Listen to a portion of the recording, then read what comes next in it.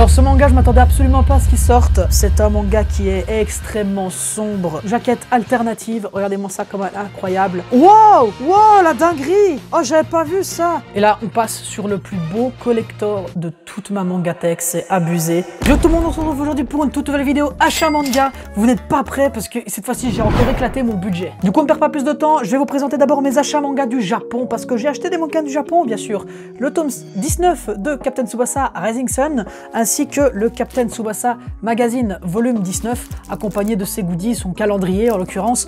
Et donc, n'hésitez pas, si ça vous intéresse d'en savoir plus, à aller voir la vidéo dans laquelle je présente ce magazine. Et dernier achat du Japon, le tome 12 collector, bien évidemment, de Sonobisque Doll wa Koe wo Suru. Donc le manga Sexy Cosplay Doll dans le nom francophone, voilà. Et en fait, ce qui est incroyable avec ce collector, c'est que c'est accompagné d'une figurine acrylique qui est emballée là-dedans. Je vous la montre tout de suite, elle est vraiment magnifique. Elle est accompagnée de son confrère du collector tome 11 avec l'autre acrylique. Et donc mon hôtel de culte à Marine Kitagawa commence à ressembler à quelque chose. C'est tout pour les achats manga du Japon. On passe maintenant aux achats manga collector francophones. Et là, les amis, ça va envoyer du lourd parce qu'il y a beaucoup. On commence par le coffret collector du tome 22 de Love X Dilemma. C'est le premier collector de cette série justement. Et j'en suis extrêmement satisfait. Voici ce tome 22, le plus beau tome de la série, franchement, avec le Itachibana et les Sakura. Franchement, ce que j'adore, Love X Dilemma, c'est mon manga de romance préféré. Je vous conseille vraiment de le lire.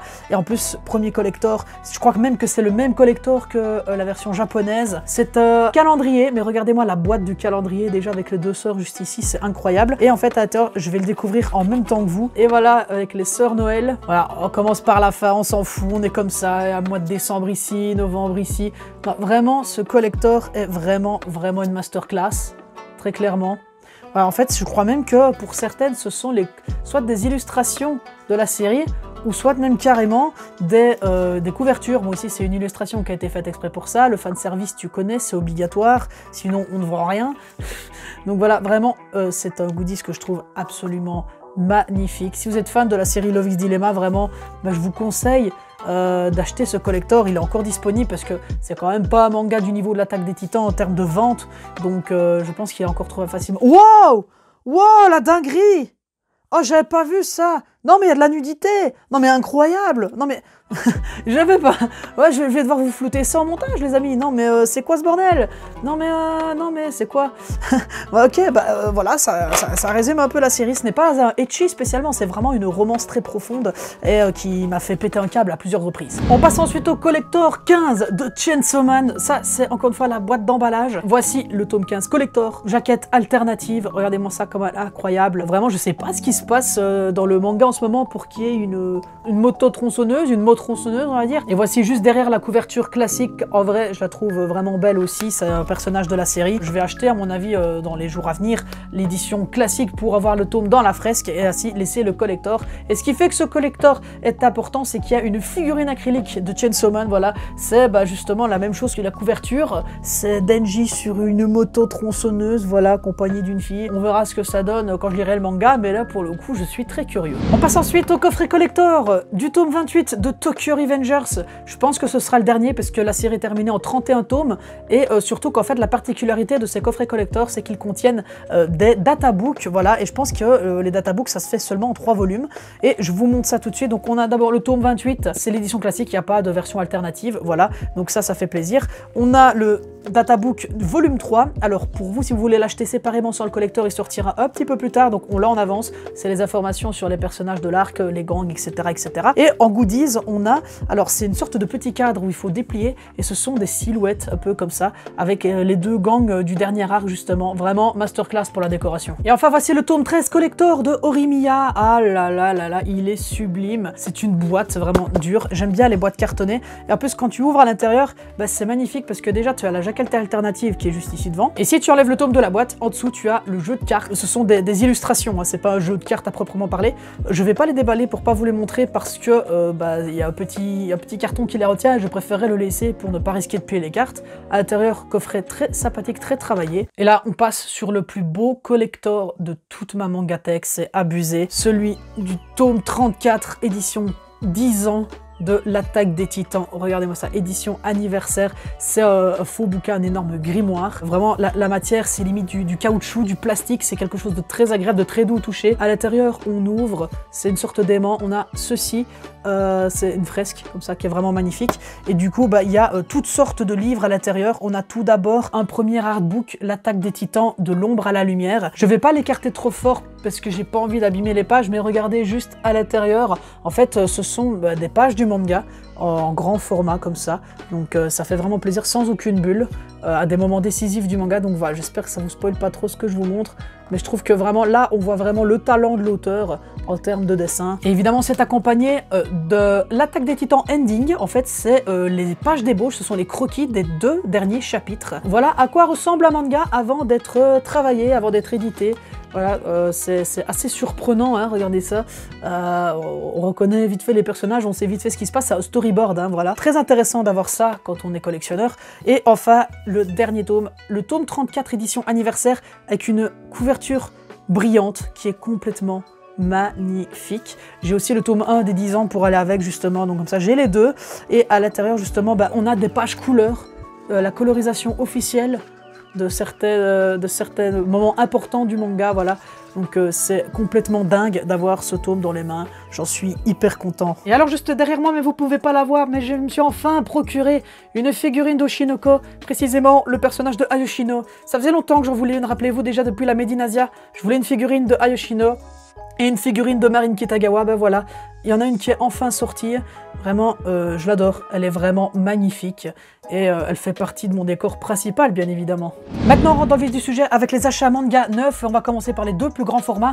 Sekiro, Hanbei l'immortel, c'est un one-shot qui vient du jeu vidéo Sekiro, justement. Ici, ça se consacre à l'histoire de Hanbei, qui est un personnage dans le jeu, c'est un samouraï, donc le style de dessin est vraiment incroyable, encore une fois.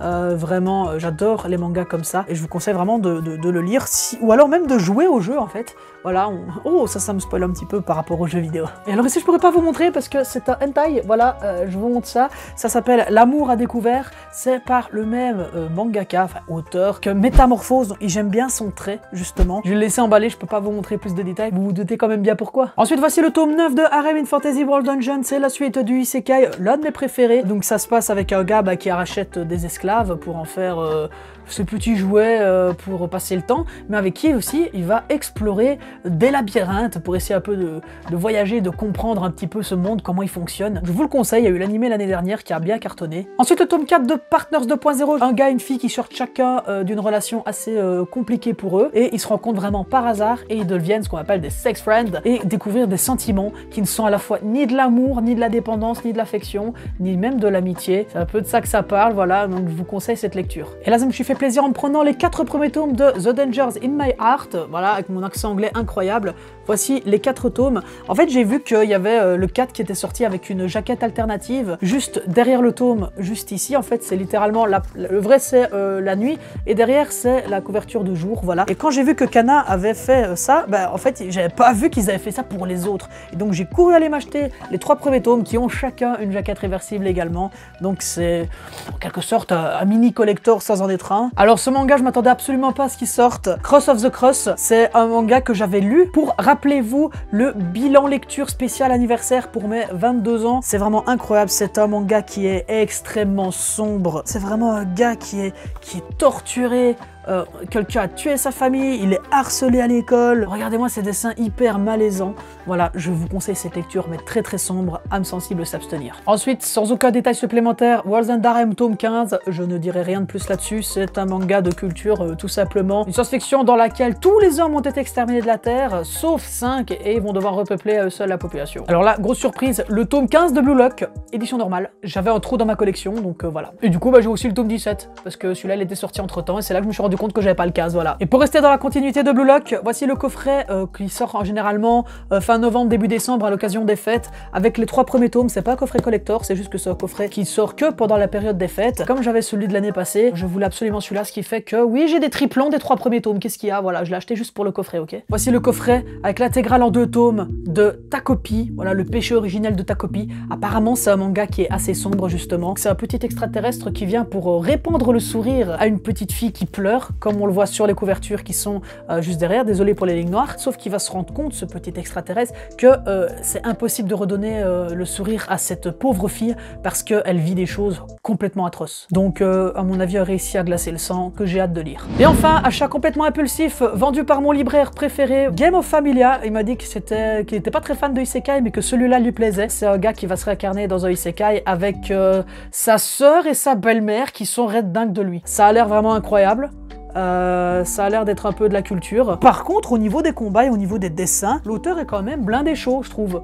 Au niveau des détails, vraiment, je trouve ça extrêmement qualitatif. Regarde-moi une scène d'action juste ici avec des explosions et tout. Franchement, c'est pas mal. Hein. Et du coup, les amis, c'est la fin de cette vidéo achat manga. J'espère qu'elle vous aura plu. Si c'est le cas, n'hésitez pas à me faire savoir dans les commentaires qu'est-ce que vous avez acheté ces derniers temps. Quels ont été vos achats pendant les fêtes, pendant cet hiver. Quelles sont vos séries préférées du moment. Je réponds à tous les commentaires. Et si la vidéo vous a plu, vous pouvez aussi lâcher un petit pouce bleu. Ça me fait extrêmement plaisir. À vous abonner à la chaîne pour ne pas manquer les prochaines vidéos. Partagez la vidéo autour de vous un maximum. Ça me soutient énormément. Merci à tous.